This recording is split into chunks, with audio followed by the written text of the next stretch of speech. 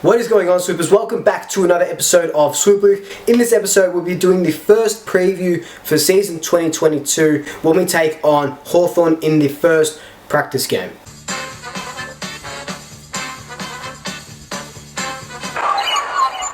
Today we take on Hawthorn up in Morwell, which is a little bit far. Why is it a little bit far? Because it's one of those community practice matches. We know that sometimes they like to do them in the country, you know, get the fans and stuff that really can't come out to the G or Marvel or any of those places frequently. It's really nice, get the community going. It's a gold coin donation if you want. Down there, there's going to be lots of activities. It's hosted by Hawthorn. It's I'm pretty sure it's their home sort of game. Well, you know, it's both of them because it's really a non-home game, non-home ground advantage. But still, it's nice because it was on their website first and stuff like that. So they're just semantics. It doesn't really matter in the end of things. There's going to be a couple of Oz kicks. There's going to be food trucks. It's going to be a little bit of fun. I remember going down to one in Wangaratta a couple of years ago. That's when we versed Richmond. That was really cool. That was a good hit out, and it's just a nice day all around. So what can we expect from this game?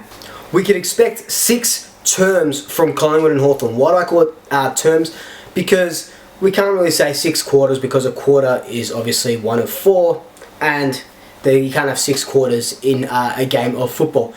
What I think is going to happen is that 3 of those terms are going to be mass simulation, or not a simulation but a game, and the other 3 will be lighter duties, maybe some training sort of stuff. Do you remember a couple of years back when we versed Geelong behind closed doors at GMHBA? And it was a game, I think we ended up losing by a point or something. Not that the score really matters, but we lost by a point. Remember, there was time added on and stuff like that, or something like that. The clock didn't stop. And so that went from that to a kind of like a drill. I think we can expect that. The AFL isn't even recognising this as a proper pre-season game. We know that there isn't like a community series anymore. There's no cup to be won or anything. The pre-season game that the AFL does recognise will be the one against the Giants on March 6th, which is a Sunday. This game, though, against Hawthorn will be televised on KO. If you don't have KO, if you can't get to it, the Collingwood media team are going to try and put it up on the website straight after the game finishes. So that's what we can expect from the game itself. But what can we expect from Collingwood? Well, do I have some awesome news for you? It's not really news, I'm not breaking anything, but it's just nice to say that we have got a pretty healthy list at the moment. Pretty sure we're taking 46 players to this game. So everyone's going to be able to get a run, which is absolutely magnificent. We've only got 3 players missing out, and you know who they are. Jordan Ruffhead with that shoulder. He had surgery to fix a floating bone in his shoulder. Jordan to go with that broken rib, and Jeremy Howe with that adductor groin issue. The latter 2, so DeGoey and Howe, should be back for the Giants game. If not, they'll definitely be playing well round 1. And Jordan Ruffhead, we know, won't be back until rounds 3 to 5. This means that we will see the likes of Charlie Dean, Harley Harrison, Arlo Draper, Cooper Murley, Nick Dacos, Paddy Lipinski, Nathan Kruger, all don the black and white jersey for the first proper match. And it is just going to be absolutely phenomenal to just see how these guys work together and just see them play, really, because we know that especially Dacos and Lipper and Kruger have missed a lot of football if they're not playing in the seniors with Lipper and Kruger. The VFL was only canned for like 8 games or something. Nick Dacos has only played a handful of games in 2 years. I think the South Australian boys, our draftees, have played a bunch of games. And the same as Charlie Dean, hasn't played a lot. So it's going to be really exciting to see them in action.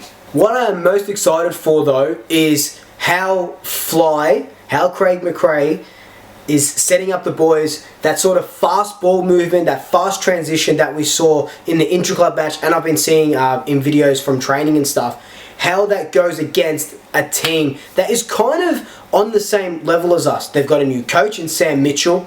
They're only finished a couple of spots ahead of us, maybe 1 spot on top of us, I think. Or was that Adelaide? Doesn't really matter. I think they were bottom 4 still, Hawthorn. So they're going to be on the incline just like we're going to be on the incline. I think that we are a step above them still because of our senior figureheads around the club. But for all intents and purposes, they're kind of on the same level as us. So it's going to be nice to see how our new system that the guys have been training for all of preseason, how that's going to come to fruition, and just it's just really exciting.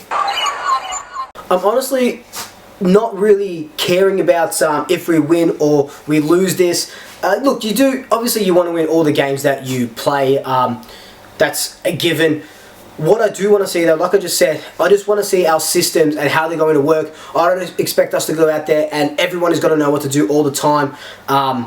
Because they've been training one way, most of those players have been training one way for a number of years, and then a whole new coaching system comes into place, whole new coaches, Lepage, Bolton and stuff like that, Fly, comes in, reinvents the wheel pretty much, and they've got to learn everything from scratch again. So it's going to be interesting to see the transition from how Buckley's team played to how Fly's team is going to play.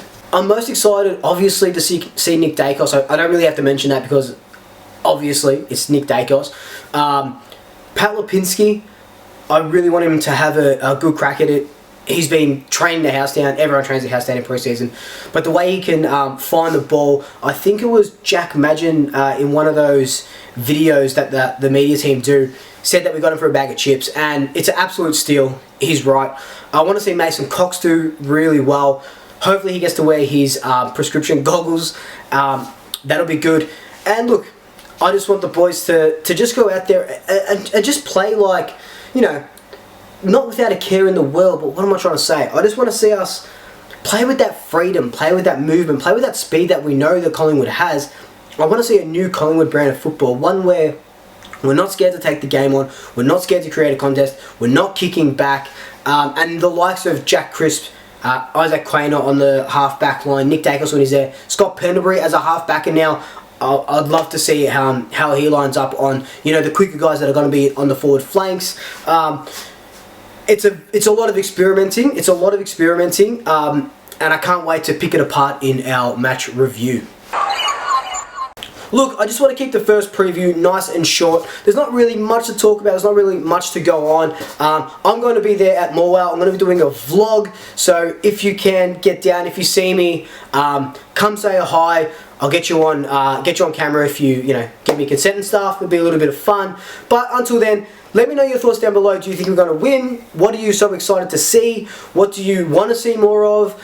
But until then, like, comment, subscribe, tell your family, tell your friends, tell your pets, and until next time, Double Shackers, I'll swoop you later.